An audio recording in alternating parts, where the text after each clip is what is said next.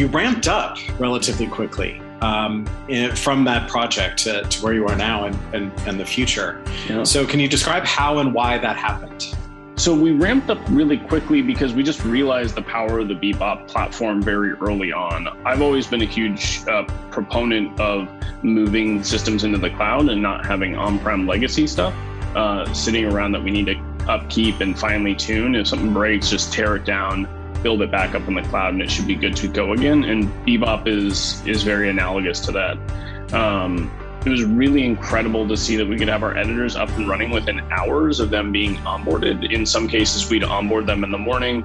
They'd go through a quick training on how to get updated and run on their Zero client for BeBop. And then by the end of the day or the next day, they would be starting to run edits. From there, I kind of reached out to contacts at NBC and CBS, and I was just discussing what their future plans for post-production look like. And needless to say, they all aligned exactly with what we were using BeBop for. So we just decided to jump fully in and start reprioritizing all of our CapEx spend to BeBop and cloud workflows. And at our current time of this filming right now, we're at about 40% of our current classes are being edited on the BeBop platform, and we have a plan to move to 100% cloud within the next year or two.